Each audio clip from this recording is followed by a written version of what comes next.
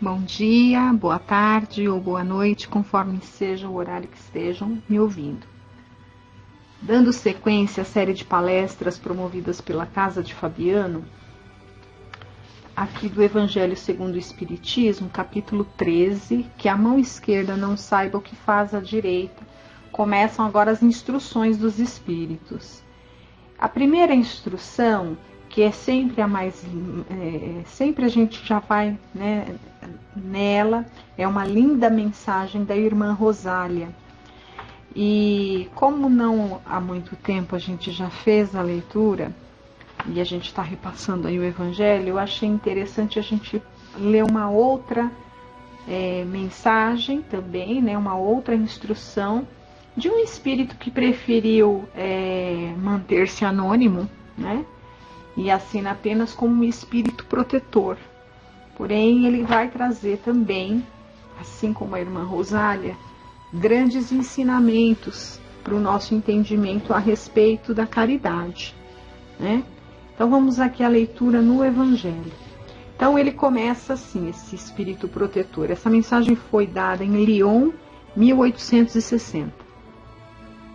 Meus amigos, tenho ouvido muitos de vós dizerem: como posso fazer a caridade se quase sempre não tenho sequer o necessário? Então isso é uma coisa que a gente, é comum, muitas vezes a gente escuta pessoas, sobretudo pessoas com recursos mais limitados, acharem que por terem essa limitação de recursos não tem a condição de poder fazer a caridade, né? Mas esse espírito protetor vai nos ensinar algo a mais sobre a caridade. A caridade, meus amigos, se faz de muitas maneiras. Podeis fazê-la em pensamento, em palavras e em ações. Em pensamento, orando pelos pobres abandonados que morreram sem terem sequer vivido. Então, na verdade, olha, morreram, então são espíritos, né? Fazer uma ou seja, materialmente nem precisa de mais nada, porque já não tem nem mais o corpo material. Veja como a caridade vai além, né? Então, olha, tanto que ele coloca aqui, ó, que já morreram. Então, se já morreu, não precisa de nada material, mas uma prece pelos que já se foram é uma grande forma de caridade que, no entanto, muitas vezes a gente se esquece de fazer. Olha, uma prece de coração os alivia. Então, outra forma, em palavras, dirigindo aos vossos companheiros, aí aqui no caso dos encarnados, né? Alguns bons conselhos, que nada nos custa. Então, se a gente tem uma palavra de encorajamento, de bom ânimo para alguém que a gente conheça, que a gente saiba, né, e que está ali passando por alguma dificuldade, algum sofrimento, alguma dor, né? Mesmo que eu não possa ter um recurso material ali que a alivie, e muitas vezes ela está passando por alguma situação que não dependeria nem de um recurso material, né? Mas uma palavra de encorajamento, de fé, de força, de dizer, olha, conte comigo, estou aqui, se precisar de mim, eu me disponho a ajudar da forma que eu puder, né? Se eu puder oferecer os meus ouvidos para te ouvir, as queixas, não vamos nem falar queixa, mas enfim, né? Se a pessoa está passando por uma situação muito difícil, às vezes ela até se queixar, vai talvez aliviá-la ali, o que chama, né? Na psicologia a gente chama de catarse, né? Pôr para fora, falar. Eu não queria usar esse termo queixa, porque a queixa, ela nos remete muito a uma coisa de revolta, né, contra a vontade de Deus, mas que é uma coisa, é uma situação, né, se revoltar contra a vontade de Deus a ponto de ficar queixando, reclamando, achando que não merece, isso é uma coisa. Mas a catarse é outra, não é errado, não é proibido a gente pôr para fora aquilo que nos dói, né, a gente falar daquilo que nos oprime, o que a gente está sentindo, colocar para fora um sentimento doloroso. Isso não é, né? E às vezes a gente tem a carência de ouvir, de encontrar simplesmente um par de ouvidos ali que nos ouça, né? Então, se a gente se colocar nessa condição de oferecer os nossos ouvidos para aquela pessoa que tem essa necessidade de estar fazendo essa catarse, né? De falar aquilo que a oprime, já estaremos também fazendo a caridade, né?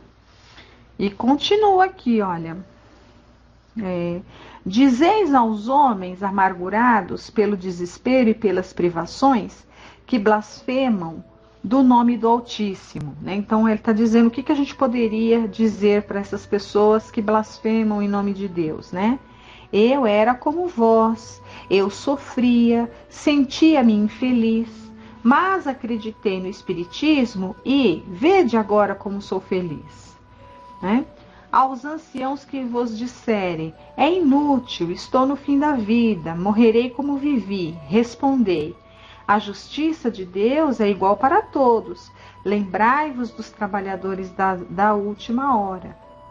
E também dizer às crianças que viciadas, né, pelas más companhias, perdem-se nos caminhos do mundo, prestes a sucumbir às suas tentações, dizei, Deus vos vê, meus caros pequenos, e não temei repetir frequentemente essas doces palavras, que acabarão por germinar nas suas jovens inteligências, e em lugar de pequenos vagabundos fareis deles verdadeiros homens.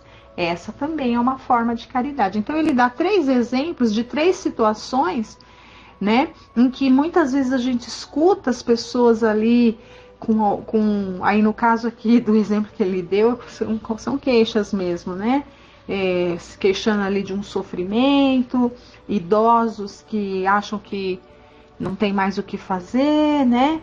E crianças ali também viciadas e prestes a sucumbir. Então ele dá exemplos de 3 falas que podem ajudar nesse caso, né? Nesse caso, que são formas de estar fazendo a caridade. Muitos de vós dizem ainda, somos tão numerosos na terra que Deus não pode ver-nos a todos. Escutai bem isso, meus amigos. Quando estáis no alto de uma montanha, vosso olhar não abarca os bilhões de grãos de areia que a cobrem? Pois bem, Deus vos vê da mesma maneira, e Ele vos deixa o vosso livre-arbítrio.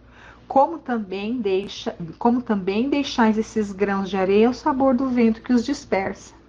Com a diferença que Deus, na sua infinita misericórdia, pôs no fundo do coração uma sentinela vigilante que se chama consciência.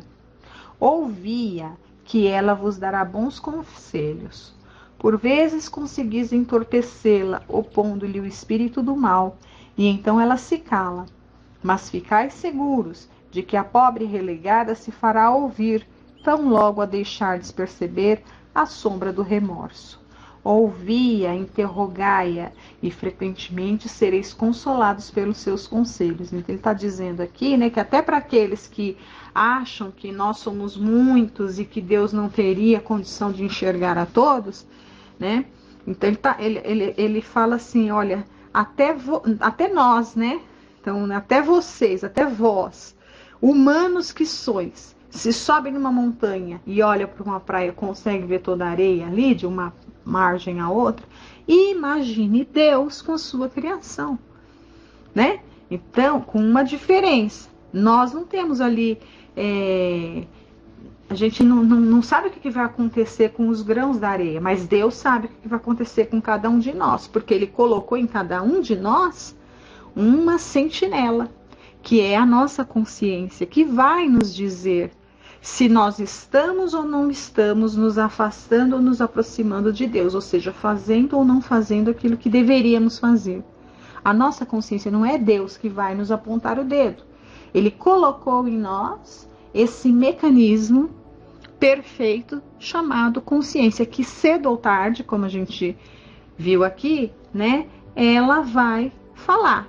Basta que a gente a interrogue, basta que a gente se coloque em condições de ouvi-la. Mas o que acontece frequentemente é que a gente não quer ouvir a nossa consciência. A gente procura fugir de nós mesmos por um bom tempo, por longo tempo. Mas nunca vamos conseguir fazer isso nem assim pela eternidade. Isso é impossível, né? E aqui no último parágrafo, olha, meus amigos, a cada novo regimento o general entrega uma bandeira. Eu vos dou esta máxima do Cristo: amai-vos uns aos outros. Praticai essa máxima. Reuni-vos todos em torno dessa bandeira, e dela recebereis a felicidade e a consolação. Então, né, a bandeira que ele nos convida a levantar é a bandeira do Cristo. Amai-vos uns aos outros, né? E trazendo para o Espiritismo, fora da caridade não há salvação. Então, fazer a caridade, praticar a caridade dessa forma como foi ensinado por esse Espírito protetor, seja pelo pensamento, pelas palavras ou pelos atos, né? Nós temos sempre condição de praticar a caridade. Ou seja, a nossa salvação está aí, né? Fora da caridade não há salvação. Essa é a nossa bandeira. E para complementar ainda mais, né? Já está mais do que claro essa mensagem desse Espírito protetor. Mas agora vamos aqui ver o que Emmanuel fala também. Emmanuel fala muito sobre... Bom, dentro da doutrina a gente tem muita coisa falando de caridade, já que o lema, né? Vamos dizer que a bandeira que o Espiritismo levanta fora da caridade não há salvação. Então, evidentemente, a gente tem muito material riquíssimo da espiritualidade nos ensinando sobre a caridade, né? Então, eu escolhi aqui do livro Encontro Marcado, do Chico Xavier pelo Espírito Emmanuel, uma lição: socorro e benevolência, né? Caridade e perseverança. Então vamos ver aqui o que o Emmanuel vai nos ensinar. Socorro e benevolência. Curioso examinar como é fácil seguir o caminho da caridade até o meio. Tão fácil que o princípio dele é acessível a qualquer um. Então, né? Teoricamente, todo mundo está apto, né? A gente acabou de ler, todos podem fazer a caridade. Na verdade, todos deveríamos, né? Isso porque, se o início das boas obras pode realizar-se através de impressões externas, a complementação deve ser feita no cerne da vida íntima. Então, vamos lá, né? Olha, porque a gente estava lendo sobre caridade material e caridade moral. Então, a leitura que a gente acabou de fazer é aquelas pessoas que não podem dar o recurso material, falam, né, que acham que a caridade ela é só material. E aí acham que eu não tenho condição de fazer a caridade. Então, vamos lá. Mobilizaremos recursos materiais, diminuindo o infortúnio de companheiros que a penúria vergasta, né? No entanto, então aqui ele falou da caridade material quando há possibilidade de ser feita. Quando há possibilidade de ser feita a caridade moral, devemos fazer, né? Então, quando podemos fazer a caridade moral, nós devemos fazer. Quando podemos, devemos, né? No entanto, a fim de aprendermos as lições da bondade, é forçoso que lhes saibamos doar tanto quanto possível, olha as palavras, esforço e presença pessoal na solução dos problemas que lhes digam respeito. Então, esforço e presença pessoal não são avaliados em moeda, né? Então, aqui não é caridade material mais. Esforço e presença pessoal já entra no campo da lição do nosso espírito protetor, que a gente acabou de ler. Caridade moral é uma outra forma de caridade também, que às vezes é até mais difícil de ser praticada. Continua então o Emmanuel. Partilharemos de sabores e aflições dos vizinhos, especialmente quando a própria tranquilidade nos permita articular bons conselhos. Mas para que nosso testemunho de fraternidade seja completo, cabe-nos regozijar-nos sinceramente quando se mostram felizes sem qualquer necessidade de nosso auxílio. Então, Isso é uma coisa muito da vida. Bacana essas mensagens, né? Tanto do André Luiz e essas mais curtinhas assim do Emmanuel, que fala das situações do dia a dia, as coisas ali da nossa vida de hoje, né? Porque era assim que Jesus trabalhava. Então, na época que Jesus estava entre nós, ele se aproveitava das situações do dia a dia, do cotidiano, né? Da rotina ali das pessoas para trazer o seu ensinamento. Então, aqui ele também está usando dessa mesma forma, falando das coisas, né? Então, quem que não tem vizinhos e quantas vezes a gente não tem problemas com vizinhos? Muitas vezes, quem que não passa, quem nunca precisou passar por uma situação de ajudar um vizinho ou mesmo ser ajudado por um vizinho, uma necessidade, uma coisa, aconteceu, o vizinho me ajuda aqui, né? A gente um socorrendo o outro, né? Ele usa esse interessante daqui, né? Então, a gente se presta a fazer isso daí, né? Faz lá a caridade material, ajuda naquele momento ali de uma situação que sabe que aquele vizinho está passando. Mas aí ele fala, olha, cabe-nos regozijar-nos sinceramente quando eles se mostram felizes sem nenhuma necessidade. Nossa, seria tão melhor, né? Não ia existir mais briga de vizinhos. Se a gente se portasse assim, a gente auxilia, mas quando não precisa auxiliar, não tem motivo para auxiliar, tá tudo bem, a gente fica feliz, né? Regozijar é ficar feliz porque tá tudo bem com o nosso vizinho. Continua, Emmanuel. Estimaremos a prestação de gentileza as pessoas que se nos façam atraentes pela humildade que evidenciem. Contudo, é forçoso sustentar o mesmo concurso afetivo junto daqueles que a revolta e a obsessão nos apresentem como sendo criaturas menos simpáticas. Ai, que desafio, e quem não tem? Então, quando a gente está ali convivendo com uma pessoa dócil, fácil, amorosa, humilde, né? Uma pessoa que tem ali de fácil trato, né? Normal, é muito bom a gente ser, que pessoa maravilhosa, né? E ser ali cheio de paciência, de amor, de coraçãozinho, de tudo mais, com uma pessoa que é assim. Mas e aqueles que são mais difíceis? Como é que a gente tem agido, né? É justamente com esses que a gente deveria colocar em prática um pouco mais de tolerância, um pouco mais de paciência, um pouco menos de julgamento ou nada de julgamento, né? Com certeza o nada é o que deveria ser, mas pelo menos tentar ali não falar, não, né? Enfim. Olha, continua aqui o Emmanuel. Alegrar-nos-emos com as tarefas da assistência social, quando vantagens diversas nos assegurem euforia de corpo e alma. Entretanto, para demonstrarmos compreensão de solidariedade real, é preciso saber olvidar enxaqueca e desgosto, a fim de sorrir encorajando os irmãos em lides expiatórias. Então, quando a gente abraça um trabalho social, né, a gente tem que ter esse compromisso de mesmo, é uma coisa muito assim, no voluntariado, né? No voluntariado, às vezes as pessoas acham que por ser voluntário, qualquer problema é impedimento, não há obrigatoriedade de ir.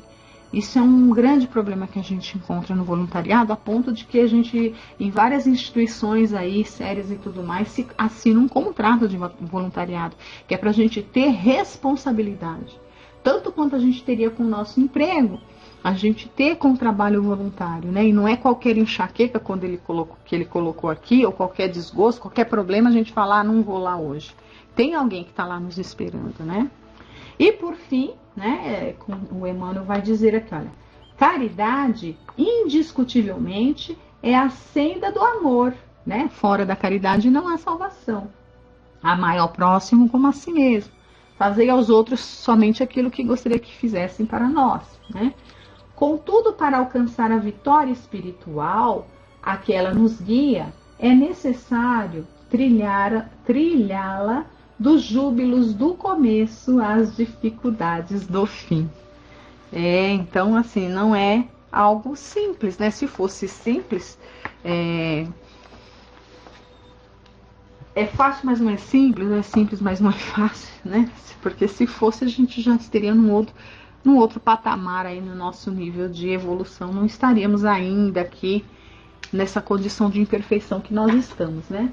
Então que a gente aprenda com esses espíritos que já estão na nossa dianteira há muitos séculos, há muito tempo, né?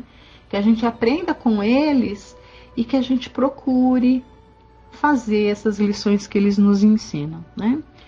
Agradeço a todos por estarem aqui me ouvindo. Tenham todos uma boa semana. Fiquem com Deus.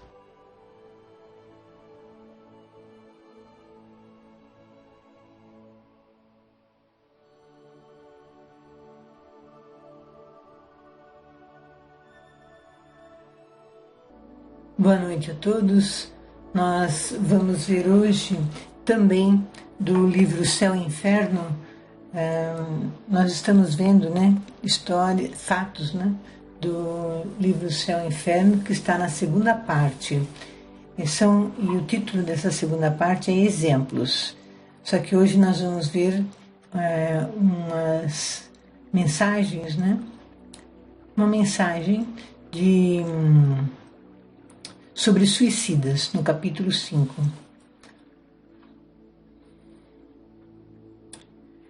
Então, nesse capítulo, portanto, tem várias mensagens de pessoas que se suicidaram. E através de um médium, o suicida relata as ocorrências após este ato lamentável. Lendo o registro dessas comunicações, veremos o quanto é prejudicial a quem quer que seja a escolha pelo suicídio. É uma fuga traiçoeira para aquele que pratica esse ato e um desgosto muito grande aos que conviviam com ele, com aquele que se suicidou. Não deixemos passar ideia como essa pela nossa mente em nenhuma circunstância. Somos donos dos nossos pensamentos e devemos recusar ideias prejudiciais ao progresso espiritual. Sempre haverá um espírito atrasado moralmente pronto a alimentar ideias que dificultem nossos avanços morais. Afinal, esse planeta é de provas e expiações e, portanto, há espíritos que nos rodeiam e sugerem atitudes prejudiciais ao nosso progresso. E nós também não somos, na maioria dos casos, muito evoluídos. Eles estão atrasados e querem, esses espíritos estão atrasados e querem outros na mesma condição deles para não se sentirem isolados, sozinhos. Se encarnados, têm em certas situações muitas dificuldades a vencer, mas o suicida está sempre em piores condições. Veremos um exemplo de suicídio que pode apresentar-se por amor, mas seja qual for o motivo, o suicídio é crime para aquele que o pratica.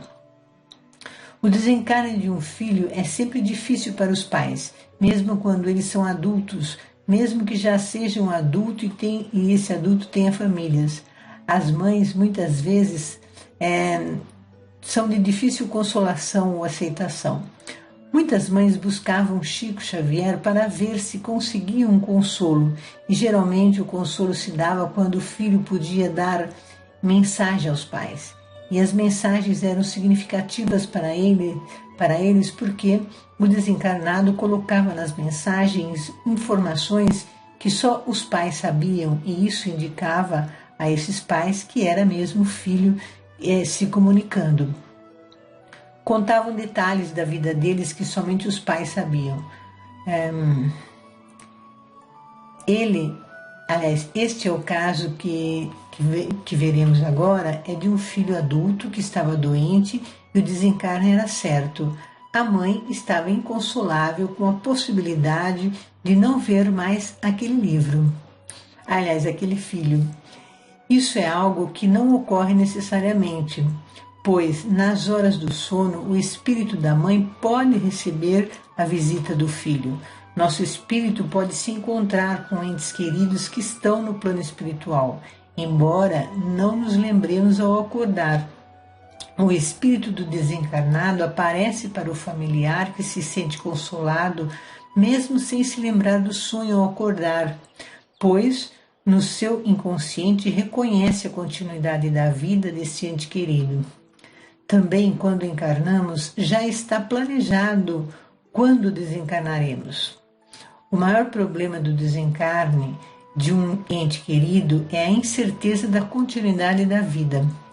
Muitos encarnados não sabem que estamos aqui em um estágio evolutivo e aqueles que partem já cumpriram seu tempo aqui, já passaram pelo aprendizado que precisavam. Pode ocorrer de alguém partir antes do tempo planejado, mas isso muitas vezes é para evitar complicações que estavam por surgir, e a espiritualidade pode então encurtar a encarnação como recurso para não incorrer em provações ainda maiores. O que não deve ser praticado é o suicídio. O suicídio jamais foi planejado pela espiritualidade. É uma fuga, pode ser, mas o problema só se faz complicar ainda mais as dificuldades que já estava vivenciando. Muitas vezes o problema está exagerado na mente da pessoa, não é de fato um grave problema. Quando alguém esteja alimentando a ideia de suicídio, deve procurar alguém com quem possa conversar para evitar uma atitude que não resolve nada, apenas complica. A morte do corpo não mata o espírito, e no plano espiritual ele sofre revendo repetidas vezes o seu ato suicida, até que venha o socorro quando o suicida está no tempo de ser acolhido, porque ele ficará em condições difíceis até que complete o tempo que ele deveria estar encarnado. Vou ler agora a comunicação da mãe e do filho.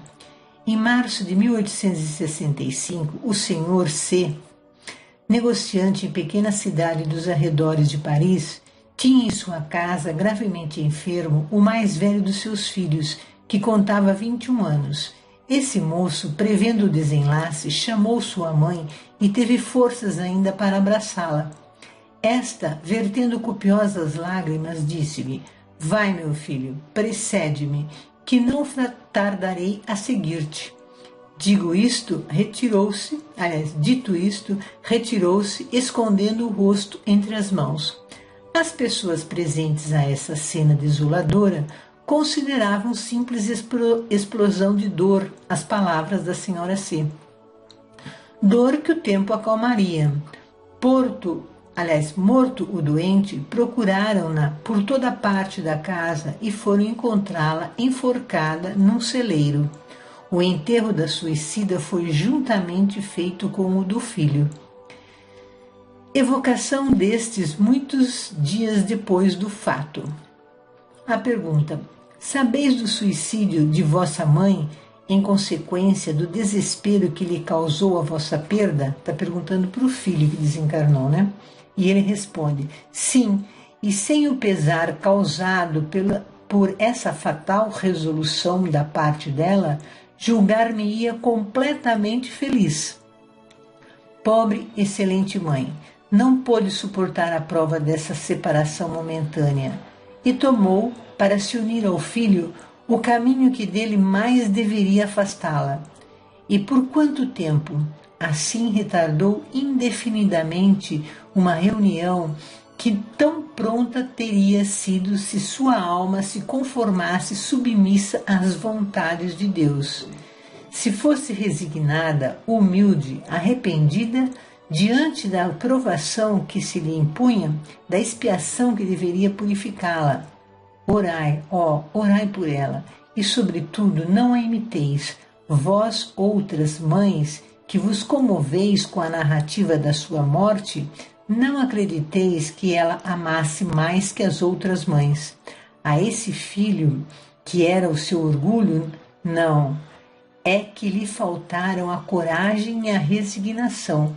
Mães, que me ouvis, quando a agonia empanar o olhar dos vossos filhos, lembrai-vos de que, como Cristo, eles sobem ao cimo do Calvário, donde deverão alçar-se à glória eterna. Benjamin C. é a assinatura. Então vemos que o filho desencarnado estava bem no plano espiritual. Ele cumpriu os mandamentos de Deus e sente-se realizado no plano espiritual e não perde o equilíbrio, apesar da infeliz escolha da mãe. Ele já sabe que Deus é misericordioso e sempre dá novas oportunidades para aqueles que falham em suas escolhas. O amor de mãe é sempre muito significativo. As mães manifestam um amor grandioso, mas a escolha trágica dessa mãe, que com sua dor escolhe a prova mais difícil para ela mesma. Ela se suicida com o objetivo de encontrar-se com o filho no plano espiritual. E o filho lamenta a atitude da mãe. Era uma prova para ela perder esse filho e mesmo assim aceitar a vida. Todos temos nossas provas e precisamos aprender a aceitá-las, pois podemos estar alimentando nosso orgulho, a falta de fé em Deus, nosso egoísmo. O filho estava inicialmente feliz por ter cumprido sua prova, mas lamentou a escolha da mãe, pois levará mais tempo para ela o encontrar. Ele conseguirá vê-la, mas ela não, por uns bons tempos. Agora vejamos a comunicação com a mãe. Evocação da mãe. Quero ver meu filho, ela diz. Tendes o poder de dar-mo? Cruéis, tomaram-me para levá-lo à luz e a mim me deixaram em trevas. Quero-o porque me pertence. Nada vale então o amor materno? Pois que, tê-lo carregado no ventre por 9 meses, tê-lo amamentado, nutrido a carne da sua carne, sangue do seu sangue, guiado os seus primeiros passos, ensinado a balbuciar o sagrado nome de Deus e o doce nome de mãe, ter feito dele um homem cheio de atividade, de inteligência, de probidade, de amor filial, para perdê-lo quando realizava as esperanças concebidas a seu respeito, quando brilhante futuro se lhe antolhava? Não, Deus não é justo, não é o Deus das mães, não lhes compreende as dores e desesperos. Quando me dava a morte para me não separar, quanto me dava a morte para me não separar de meu filho, eis que novamente me roubam. Meu filho, onde estás? Aí o encarnado, o evocador, que estava conversando com a mãe, fala: Pobre mãe, compartilhamos da vossa dor.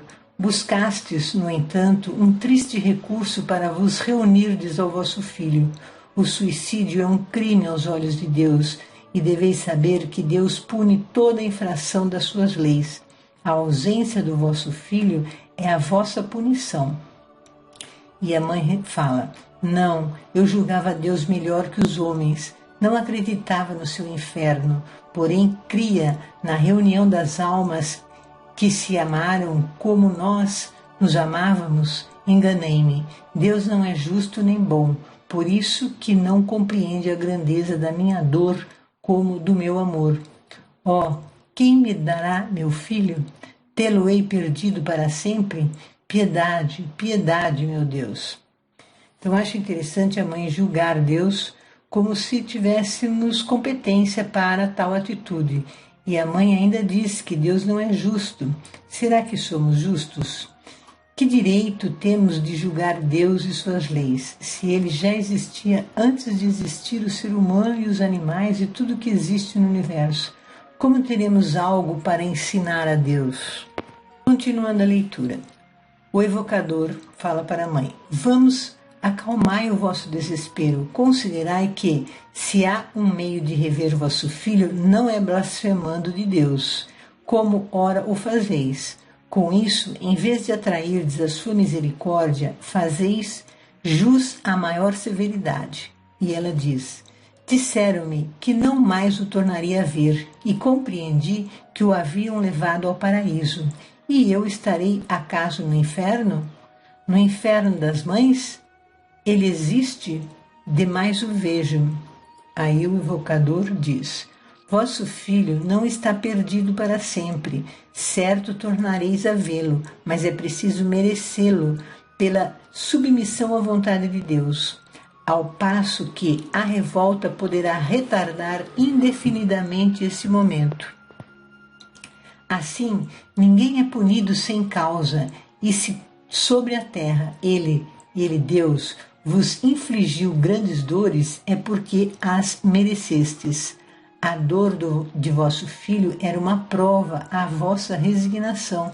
Infelizmente, a ela sucumbistes, quando em vida, e eis que após a morte de novo sucumbis.